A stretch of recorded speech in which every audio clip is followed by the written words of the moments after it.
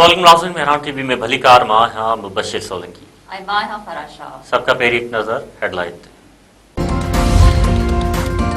सिंध हुकूमत 16 खां 31 मार्च ताईं स्कूल बंदि रखण जो ऐलान करे छॾियो। कॉलेजनि ऐं यूनिवर्सिटीज़ में ऑनलाइन क्लास हलाइण ऐं जुमे जे ॾींहुं वर्क फ्रॉम होम जो फ़ैसिलो। सरकारी गाॾियुनि जे तेल में 50% घटिताई कई वई। पुलिस मोबाइल ऐं एम्बुलेंसिस खे छूट हूंदी। वॾे वज़ीर सैयद मुराद अली शाह जी सदारत हेठि काबीना जे इजलास में अहम फ़ैसिला। वॾे वज़ीर वज़ीरनि ऐं सलाहकारनि पारां 3 महीननि जी पगारुनि ऐं मराहतुनि न वठण जो फ़ैसिलो। सीनियर वज़ीर शर्जील इनाम मेमून चयो आहे त सिंध हुकूमत वज़ीर आज़म जे समूरनि फ़ैसिलनि जी तौसीक़ कई आहे। स्कूलनि में इम्तिहान पंहिंजे वक़्त ते ई थींदा। सरकारी खातनि जूं 60% गाॾियूं 2 महीननि ताईं बीहारण जो फ़ैसिलो कयो वियो आहे। हुकूमत जो जहाज़ बि बीठल रहंदो।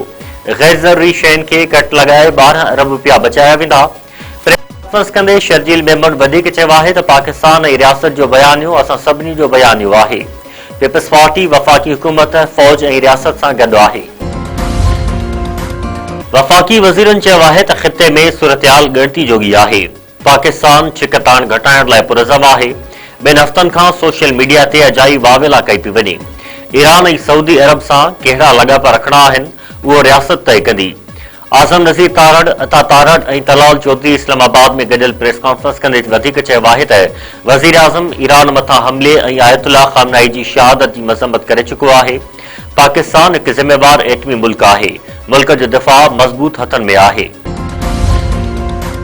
पाकिस्तान स्टॉक मार्केट में तेज़ीअ जा समूरा रिकॉर्ड टुटी विया। 100 इंडेक्स में 11,000 पॉइंटुनि खां वधीक जो इज़ाफ़ो। 11 हदूं बहाल। कारोबार शुरू थींदे ई गैर मामूली तेज़ी ॾेती लेती रोकी वई। कारोबारी सरगर्मियूं ॿीहर शुरू थियण ते बि तेज़ीअ जो रुझान बरक़रार।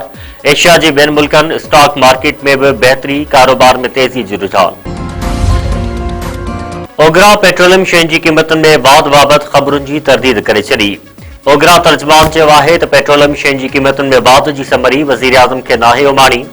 सोशल मीडिया ते हलंदड़ ख़बरूं बेबुनियाद ऐं हक़ीक़त जो बतड़ आहिनि। ओगरा तर्जुमान वधीक चयो आहे त पेट्रोल जी क़ीमतुनि में 73 रुपया ऐं डीज़ल जी क़ीमत में 84 रुपया इज़ाफ़े जी का बि तजवीज़ गौर हेठि न आहे। आवाम अहिड़नि गैर तस्दीक थियल इतलाउनि ते ध्यानु न ॾिए। अमरीकी सदर डोनाल्ड ट्रंप चयो आहे त ईरान सां जंग ख़त्म थियण वारी आहे। तेहरान जी एटमी हथियार ठाहिण जी सलाहियत ख़त्म करे छॾी। ईरानी नेवी ऐं हवाई फ़ौज जा 55% जहाज़ तबाह करे छॾिया आहिनि। ईरानी फ़ौज जी मिसाइल ऐं ड्रोन सलाहियत खे बि ख़त्म करे छॾियो आहे। ज़मीनी फ़ौज न मोकिलींदासीं। हिकु इंटरव्यू में अमरीकी सदर वधीक चयो आहे त जेकॾहिं ईरान आबनाई हरम्स बंदि कयो त पहिरियां खां 20 भेरा वधीक सख़्तु जवाबु ॾींदासीं।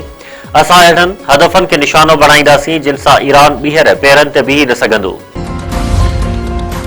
ईरान जे परॾेही वज़ीर अब्बास सिरागची चयो आहे त ईरान मथां जंग मरी वई आहे। पंहिंजो दिफ़ा कंदासीं। अमरीकियुनि सां ॿीहर ॻाल्हि ॿोल जो मामिलो गौर हेठि न आहे। अमरीकी टीवी खे इंटरव्यू में अब्बास इराक़ची वधीक चयो त अमेरिका सां ॻाल्हियुनि जो तजुर्बो तमामु तलख़ रहियो आहे। ॻाल्हियुनि में अॻभराई बावजूदि असांजे मथां हमिलो कयो वियो। अमरीका ऐं इसराइल जे हमलनि सॼे ख़िते खे गैर महफ़ूज़ बणाए छॾियो आहे। आलमी मार्केटुनि में तेल जी क़ीमतुनि में घटिताई। अमरीकी ऐं बरतानवी क्रूड ऑयल जा अघ 4% खां वधीक किरी पिया। WTO $90.98 फ़ी बैरल में विकिरो। पाकिस्तान पारां तालिबान ते हमला जारी। पाक फ़ौज जे अरुण सेंटर ऐं करम सेंटर में अफ़गान तालिबान जे ठिकाणनि ते बमबारी। केतिरियूं ई चेक पोस्टूं तबाह। अफ़गान तालिबान चेक पोस्टूं ख़ाली करे भॼी विया। उमरकोट ऐं कुंडरीअ में पुलिस जा छापा। औरतुनि ऐं ॿारनि समेत 51 हारी बाज़ियाब। सेशन कोर्ट जे हुकुम ते कुंडरी पुलिस जो महमूदाबाद में ज़रई ज़मीन ते छापो। कोहली बिरादरी जे शगुन, परसू, भलजी, नेलू, तलछी, राधा, कर्मा ऐं ॿियनि खे बाज़ियाब करायो वियो। उमरकोट पुलिस जो मुबैना निजी जेल ते छापो। 18 हारियुनि खे बाज़ियाब कराए वरितो। चेतन कोहली जी दरख़्वास्त ते बाज़ियाब करायल औरतुनि ऐं मर्द ऐं ॿार अदालत में पेश कया विया। मर्ज़ी मूजिब ज़िंदगी गुज़ारण जी इजाज़त।